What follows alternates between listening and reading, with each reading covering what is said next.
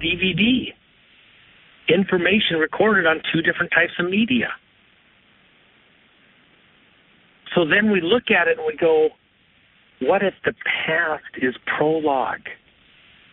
What Steve's seeing out in the future already happened. What is Richard Hoagland talking about? Going where someone has gone before. But you know what the problem is? In that interim, if some prior civilization existed here, if there was some humanoid presence, not human because they're not direct descendants of Adam and Eve, but humanoid, what if they lived here before and were destroyed themselves? And there was some echo, some remnant of their history all around us. What would it look like? What would it be? If they were highly, highly involved, is it possible that, everything was destroyed, or is it some of it still here around us? And how would it be recorded? Where would it be? What would it look like? How would it express itself? And what would it represent? It would represent their consciousness and their access from their consciousness into the physical realm, from the data storage banks, from the consciousness center, where we reside also, or maybe a slightly different one, but parallel to ours. Paul talked about different heavens. So then you think about the physics, and you think about these families and how they've recorded certain rituals into how they live from generation to generation. And I was talking to you earlier, Doug, about a tribe and tribes down in the South Pacific. And what happened with them was that when World War II occurred, the armies went down and they would occupy these islands. And first people in there, they'd be these Navy Seabees, and there'd be communications people, and they would go in, land, seeming coming out of nowhere, and to these natives that are living, in the past, in very rural,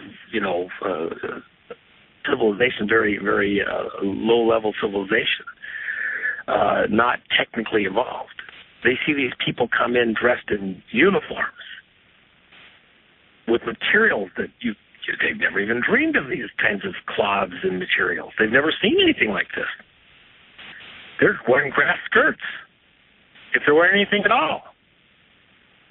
And these people would come in and they'd make a little hut with a grass roof on it, and they'd put these machines in there, and they'd have radios that, they're just a box, and it's boxes with cords on them that, hemp, ropes, and they have things they put on their ears, and then they talk certain funny language, certain code words, and they do things, and there's a certain ritual, and the papers have to be laid out in a very precise way. And then suddenly, after they do the ritual in that little booth at that desk, they look up, and out of the sky come planes, and they land, and then people come out.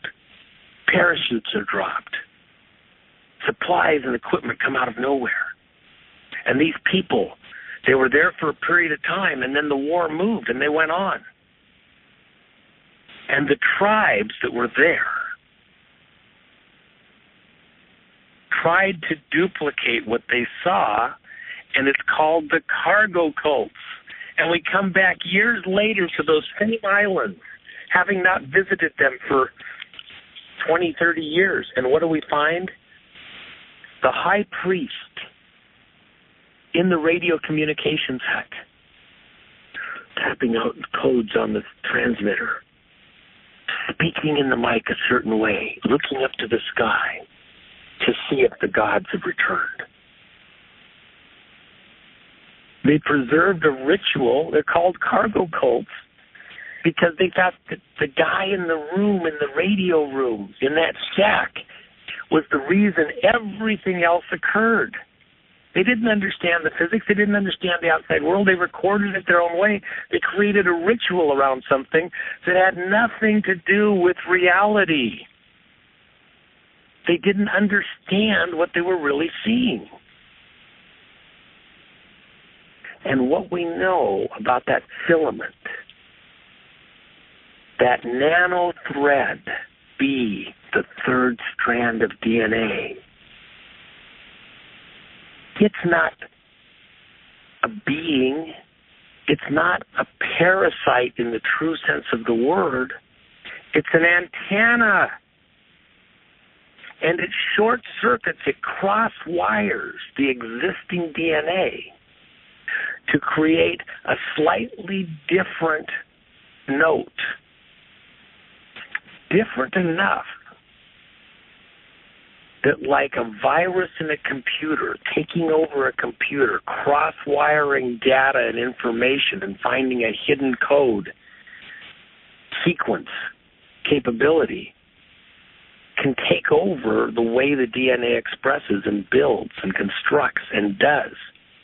And the way consciousness is downloaded into that DNA. It alters the DNA in an infinitesimally small way. And the energy mechanism for it can work with and express itself using electromagnetic photonic energies. It's very inefficient.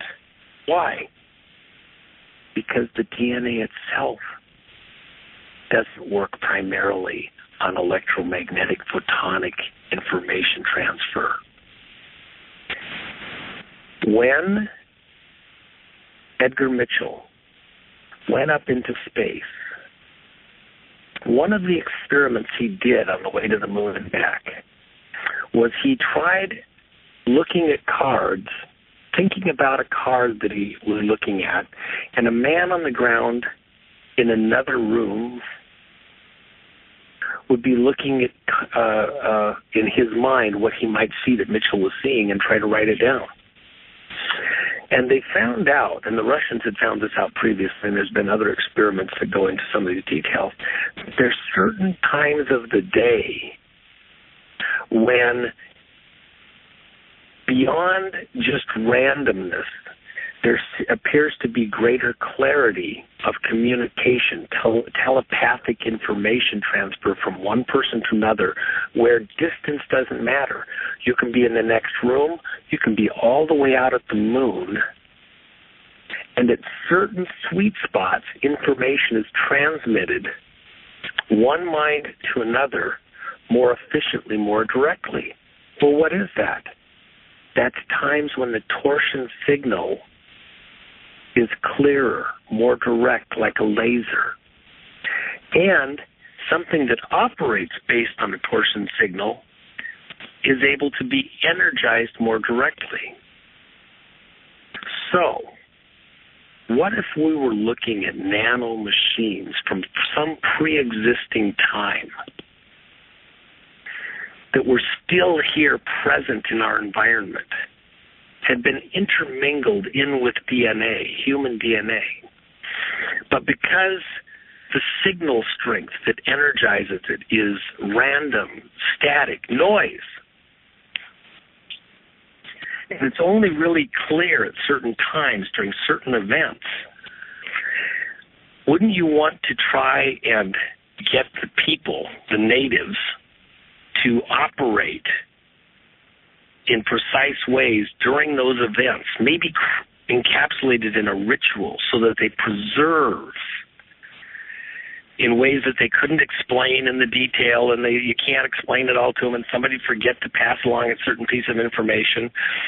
So you have to create the ritual edifice and chamber and isolate out the signal, and then do these rituals in such a way, because during that torsion event, that nano-thread becomes energized, activated, moves more readily, and can be transmitted, being to being down through time. And certain bloodlines are more attuned naturally and by breeding to that. But now, let's think about what else are we looking at in our society today. We see and we talk about families working together, a hidden hand behind the scenes, managing the planet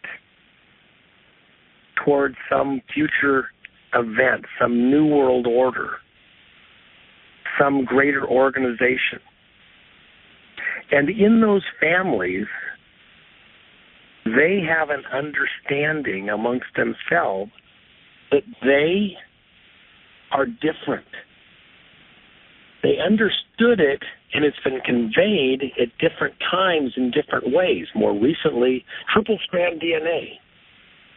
Prior to that, a noble bloodline. But they have believed that they were aliens that fell to this earth.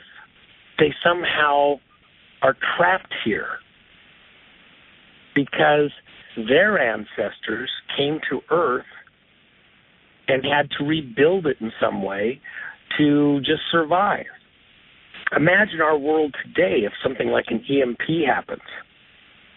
Could you build your car by yourself here today? How long before that car wouldn't run anymore? Because you can't get parts or you can't get gas. Name all the devices around you, and maybe you have your computer protected and stored in such a way, and you got solar collectors and everything else, but eventually it is unusable anymore. Something happens, and you can't repair it, and the technology to repair it doesn't exist. It gets ground up. A couple of floods, and all the technology that existed is wiped away and gone. All the buildings gone, and if we're talking thousands of years, hundreds of thousands of years, it gets wiped out. What you saw as a pyramid at one era might look like just a mountain in some later era. But imagine a world where technology maybe was where we are right now, plus 1,000 years, or 10,000 years, or 100,000 years. Those are blips in the history of our galaxy. Blips. What would we build? Machines the size of the moon, 20, 40, 50 miles deep of buildings and computers and stuff. And what are we finding there? What's Richard talking about? What do those photographs show? Just that. What do the Indian culture record with the Vimanu? Sky ships that could destroy whole cities. And it even shows what their power system looked like. And describe a power system based on Mercury propulsion system. What was it that came out in the ejecta when we impacted the moon that Richard talked about last week on your show? Mercury! 50-50 with water. The engine's on the moon. It's a big spaceship. It's a Death Star. You're living in a junkyard. Somebody has gone there before. Does it bother your Christian understanding? Does it destroy my ability to have faith in God or trust that Christ is my Savior?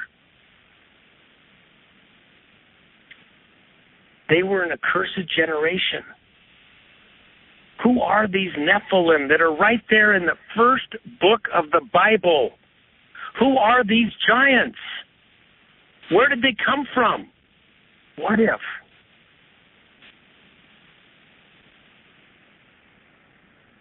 What if these giants,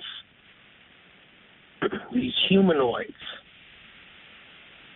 who fell to earth are like angels? They are angels. Their consciousness resides in another dimension. They're avatars. We think in terms of downloading our consciousness into bodies, silicon-based life forms, computer-operated bodies. What if at some far distant future point it transferred it again into biological machines? They might be talking about transsiliconism, reanimating themselves not in silicon machines but biological machines down the road. And our terms that we use for them could be all over the map. But yet, they are beings. They are consciousness. They exist just as we exist. But like our consciousness resides in our body, through our body, may even be adjacent in a smaller matter world right there, infused in us and around us, simultaneous, tied to our body by some silvery thread, some umbilical cord of torsion connection that we don't understand, but is every bit as real as the table in front of you. Their consciousness is tied to our world and connected thinly now, but no less connected from some ancient primordial period. And they are trying to express themselves and reanimate themselves to escape their hell because they're trapped unless they can reanimate somehow in this realm with those that have the promise of life in this realm, the inheritors of this realm that God has placed here.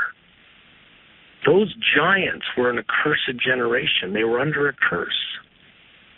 The history that these families believe in is that they fell to earth. And even their rituals that you see right in front of you, I'll name an example, the 2012 Olympics. How did the highest-ranking member of one of those bloodline families come to the event? For all the world to see, a parachute. The Queen jumped out of the helicopter, parachuted, fell to earth, duplicating how they originally got here in the first place. Why? Because they think they're different than us. They fell to earth from their celestial locations, from their higher technological era. They got here in their lifeboat, and they're trying to build their way back to get where? Get home? Sirius? To some other star system? From this junk pile of blown, smashed out to smithereens stuff in this Edgewater place in the ocean of our galaxy? And when they got here, how did they preserve their life? They had to mate with what was here, be it apes or God's children, and create hybrids. But they always preserved the knowledge that they were different. It was suggested in a lot of the works, a lot of the writings, a lot of the information that we see that those first ones here, those ancient ones, were all male.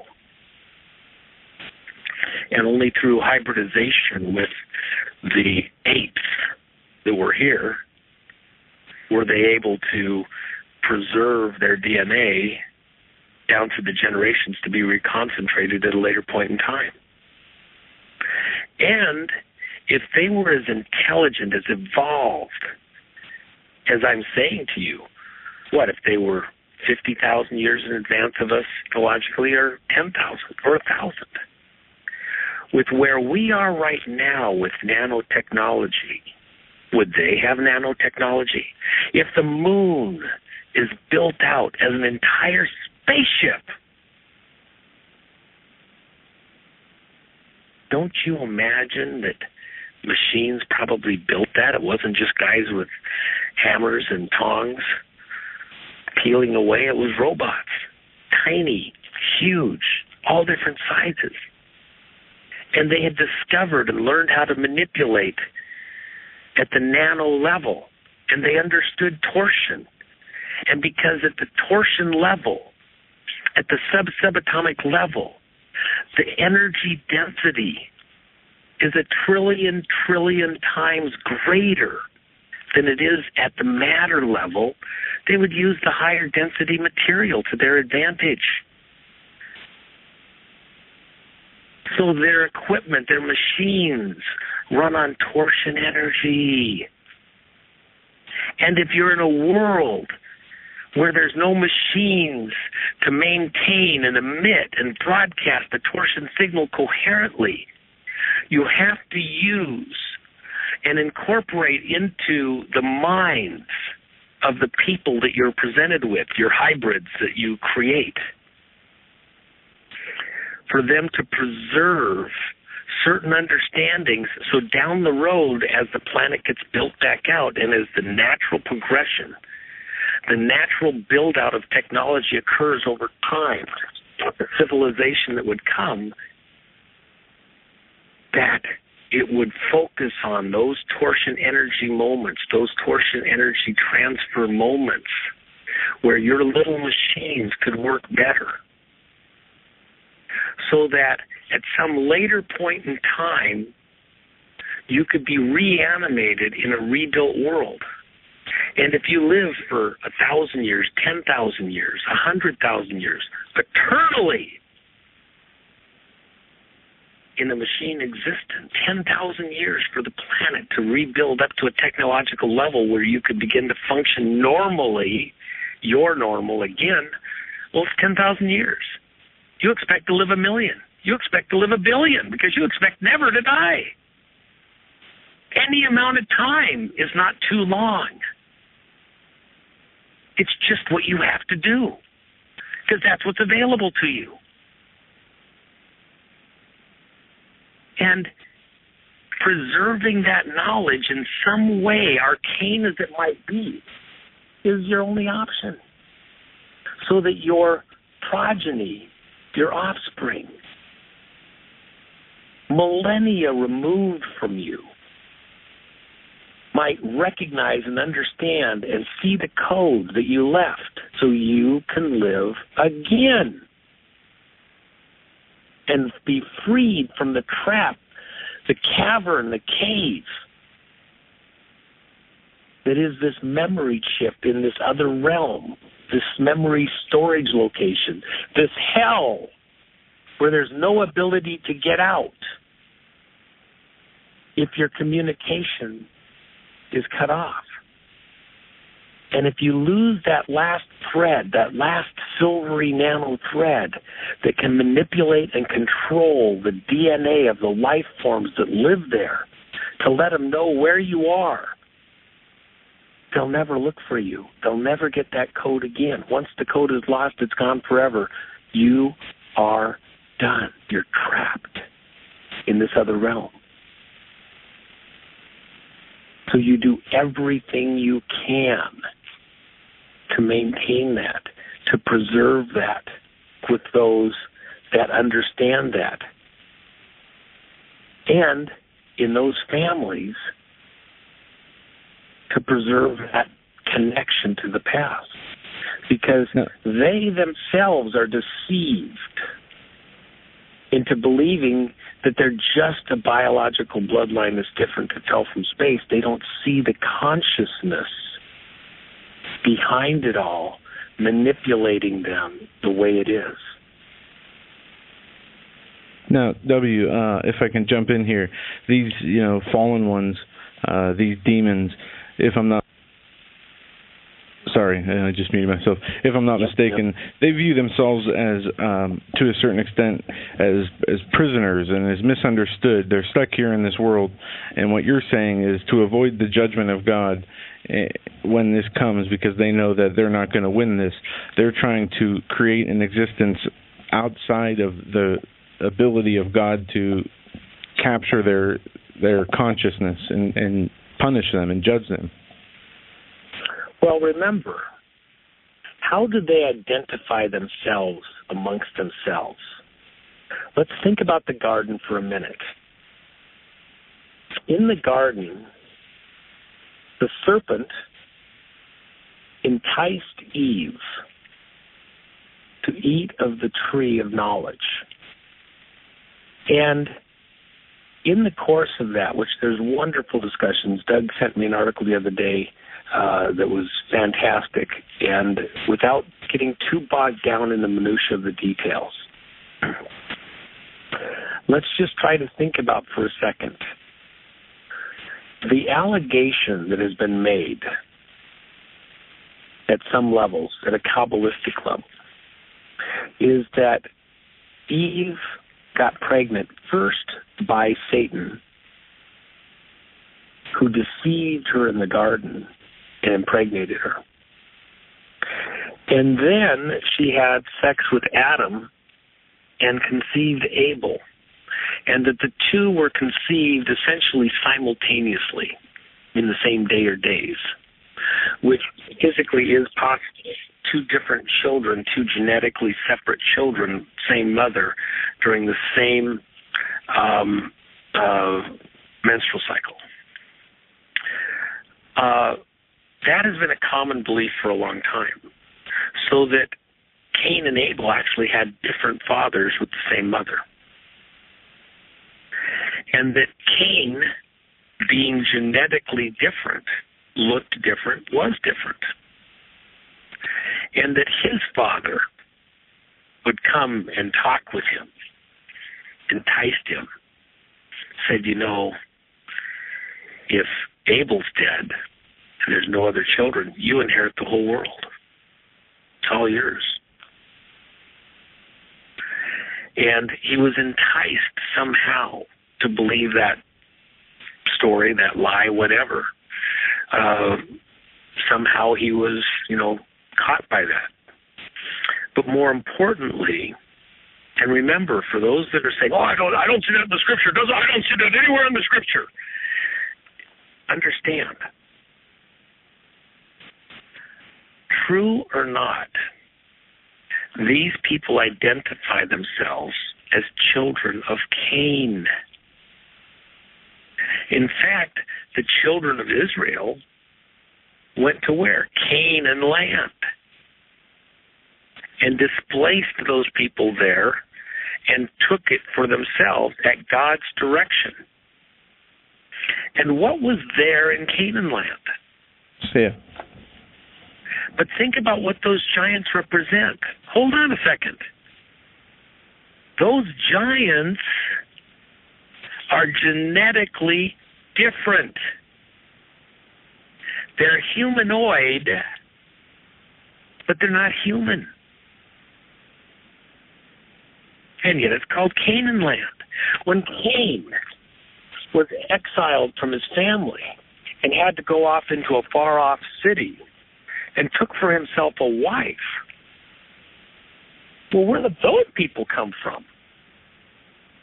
Oh, there were other kids that Adam and Eve had that weren't talked about in the Bible. Really? And it was a city? So we have, even now today, all sorts of archaeological records of real buildings, real cities, real stuff that's older than we can account for by the genealogy given in the Bible back to Adam and Eve. And either the Bible is true or it's false. We know all the descendants from Christ back to Adam through David. Are you saying there's a bunch of people missing or something was skipped? Or is it approximately 6,000 years?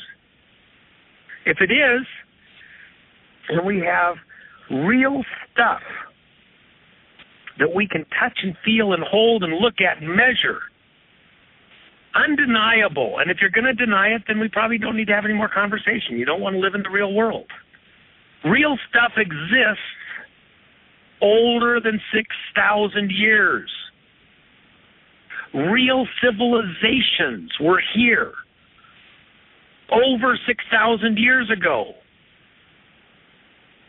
Humanoids, not human, direct descendants of Adam. So if that's true, are they the last civilization? Were they the first one? Or were they the 10th one? Or were they the 100th one? The evidence appears to show conclusively at this point in time that the world has been destroyed multiple times. That civilization has come and gone several times here on the earth. What is different about this time, from a biblical perspective, from a biblical narrative, is that God has promised, made a covenant with Adam and his seed. Notice it doesn't say Eve and her seed. It specifically says Adam and his seed.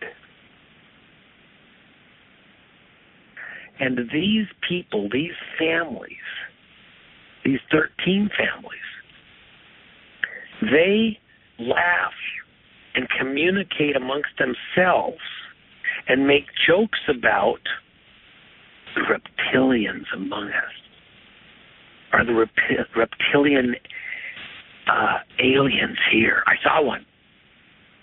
It's code. Reptilian is code for children of Cain. Reptilian is code for children of Satan, the other bloodline. And if that other bloodline is actually consciousness tied to some prior civilization through technology, through physics, real, honest to goodness, measurable, testable, provable physics at the torsion level, and transferable by tiny machines, manipulating the DNA, nano machines that work best when the torsion signal is focused and strong. And the rituals are tuned based on the alignment of celestial bodies. Venus, Saturn, Mars, where the torsion signal is measurable by a guy like Richard Hoagland and others. Real physics.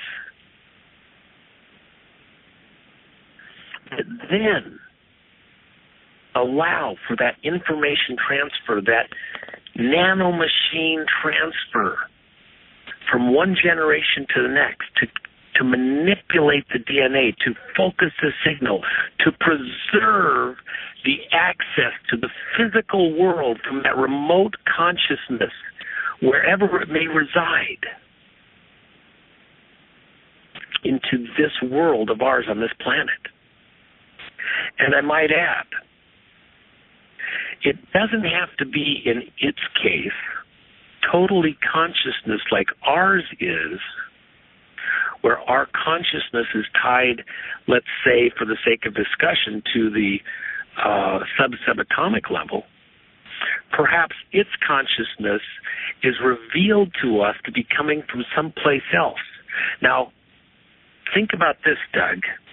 When you talk with somebody and do an interrogation, an interview, a lot of times you have to question, listen, question again, listen, find discrepancies, and over time, the true nature of who they are starts to come out.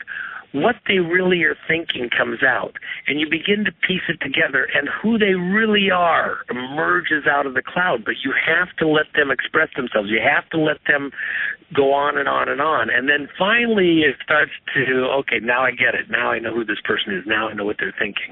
Now I've got enough details. Because they begin to express themselves. We see that in people's lives all the time, and suddenly you didn't understand who they were to begin with, and over years you begin to, okay, now I know who that guy is.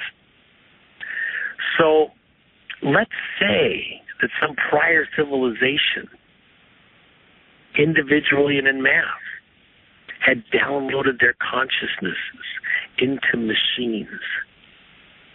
How would they express themselves over time? They would do what they know, do what they are, do what comes natural, build out machines, act like machines. with the morals of a machine. Do it because you can. Do it because you desire to. Do what comes naturally. Do what you will.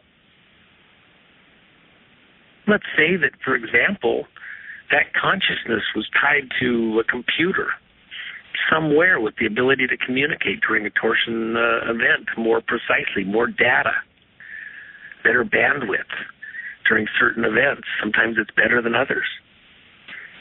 Let's say the machine was located, just for the sake of discussion, on Mars or the Moon or someplace else. And as more people existed, or as the signal was more concentrated in certain individuals' DNA to be able to communicate with it, to be on the same frequency, to be operated more precisely, more accurately, that it expresses itself better. And what would it want to do? It would want to build better machines more quickly so it could reanimate itself, to build its way out of its hole that it's in. What did God do at the Tower of Babel? He confused all their languages. What were the people doing at the Tower of Babel? They were building a space program. They said, we are building a tower to the heavens. And God came down and saw what they were doing and said that if they were allowed to continue, there would be nothing that was impossible to them. So he did what? He confused their languages, their ability to communicate one to another. He confused their languages and they couldn't speak to each other anymore. Intelligently, coherently. Has that been defeated in our lifetimes? Yes. What is the universal language today? Numbers. Binary numbers. The computer. In fact, if you use gematria and you just take A and say, well, that's 6, and B and that's 12, and C and that's 18, and you add up all the letters to the end of the alphabet, and then you go through and you take computer and you say, okay, C, that's 18, and O, and that's this and that, and you add it up, what does it come to? 666.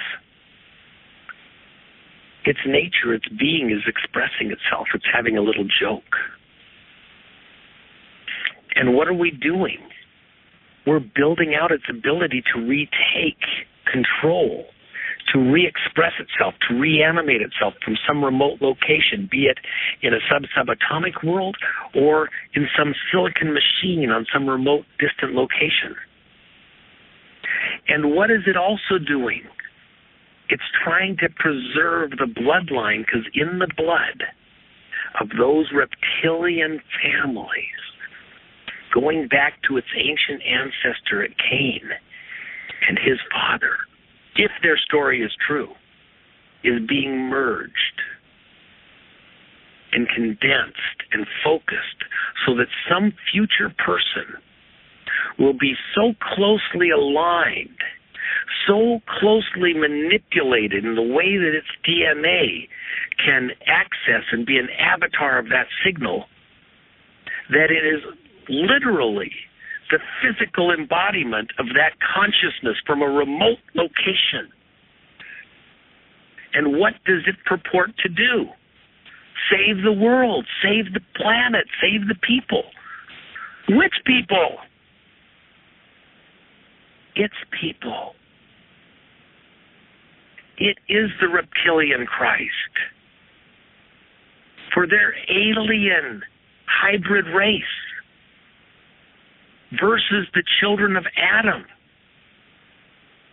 which it sees as the invader, because God planted Adam and Eve in the garden to displace that accursed generation that would not give God the glory thereof, because they believed that their salvation could exist apart from God's blessing. They could do it whether God allowed them to or not, or was in on it or not, or blessed them or not, because they could be a machine consciousness and be eternal without connection to an eternal God. They would be like God, eternal in this realm, in this physical matter world. And that's what the whole appeal of this transhumanism, that Steve Quayle talks about is to these people. If we build the machines soon enough, precisely enough, we can download our consciousness there, and we don't have to worry about an eternal hell. We don't have to worry about an eternal damnation. We'll live forever. Damn God. We will be gods. And W, if I can back you up with scripture in 2 Thessalonians 2:3, it says, "Let no man deceive you by any means, for that day shall not come except there come a falling away first, and that man of sin be revealed, the son of perdition, who opposeth and exalteth himself above all that is called God, or that is worshipped, so that he, as God, sitteth in the temple of God, showing himself that he is God." The God of this world. Because they want to own the future. They do not want to be subject to God's judgment. And remember, in all of what we're saying here, if you don't agree with what I've just laid out for you, can't find it in Scripture, don't get the eschatology. Don't think that this is what's really there. It doesn't matter. It's not about what you believe or even what is true or not. It's what they believe, and their belief is the driver of their actions. These families are communicating one to another. We are an alien race. We are superior to the sons and daughters of Adam. We are stuck here with these apes that we created, we gave knowledge to. They're to us like cattle are to a farmer. They live at our pleasure and discretion. And if they become a threat, cows with guns, then you need to cull the herd. Take it down a few notches. Manage the problems. Not be overrun.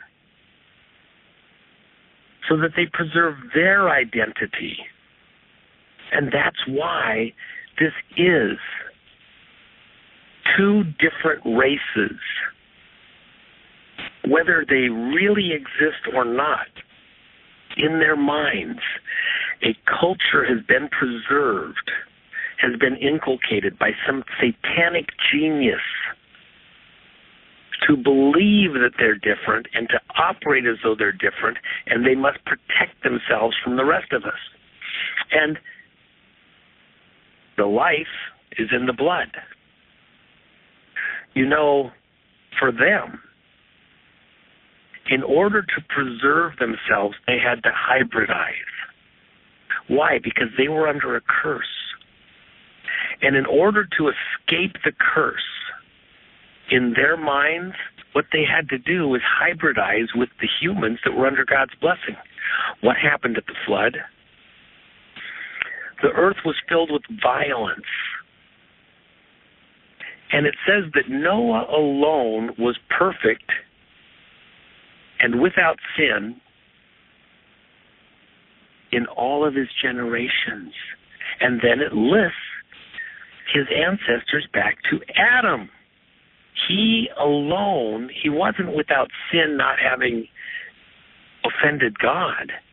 He was without sin, not having been corrupted in the flesh with hybridization by these Nephilim offspring.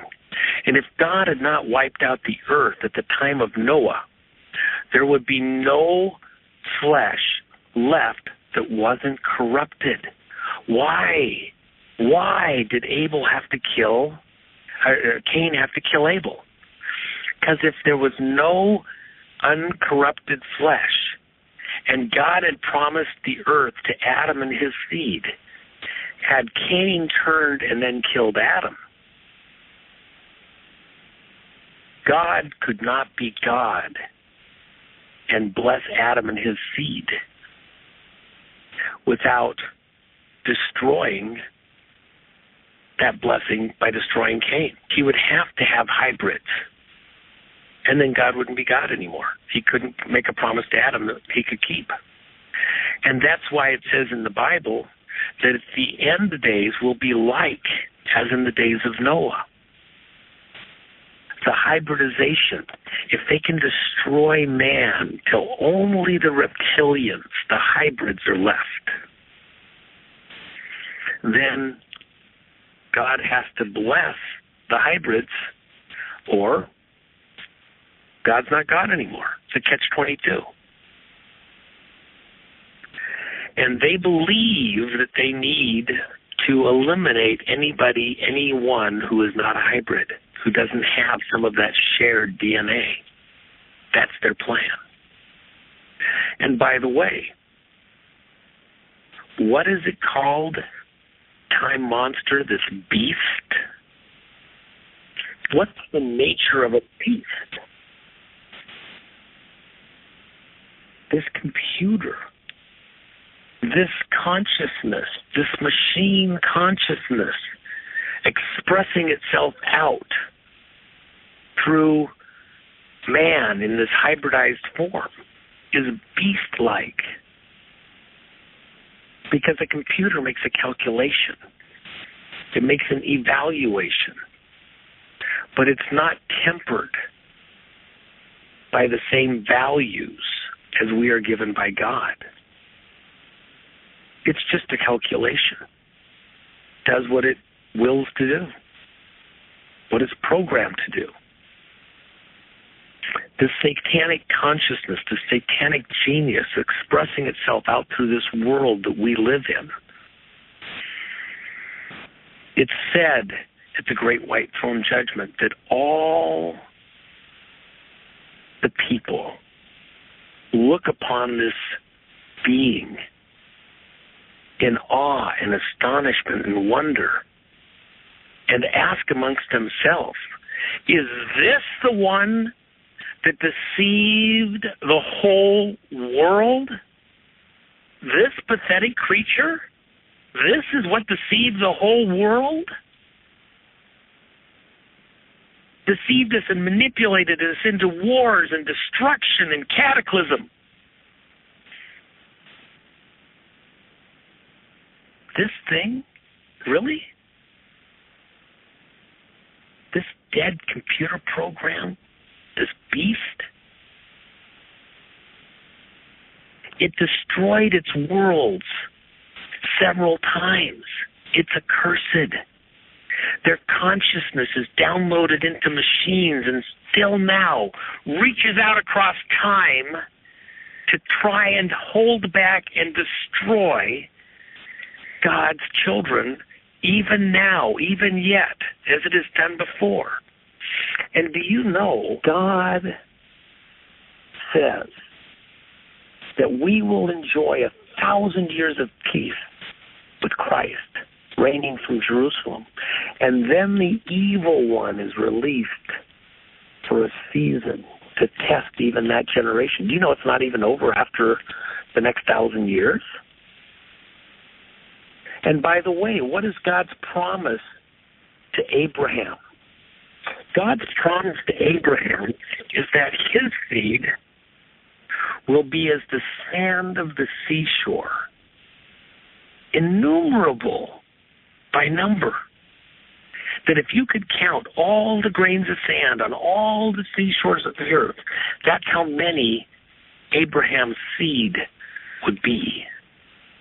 And then if you look up at the sky, and if you could count all the stars in heaven,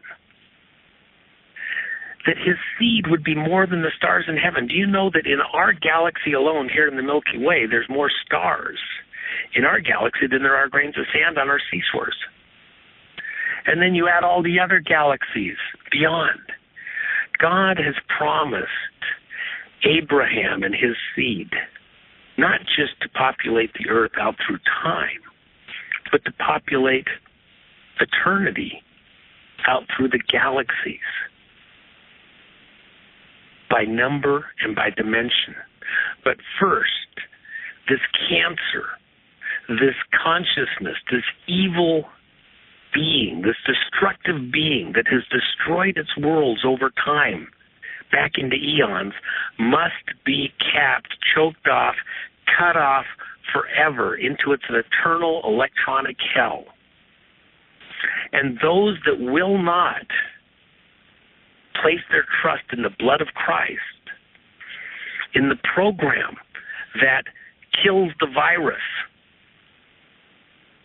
if you want to put it in those kind of terms,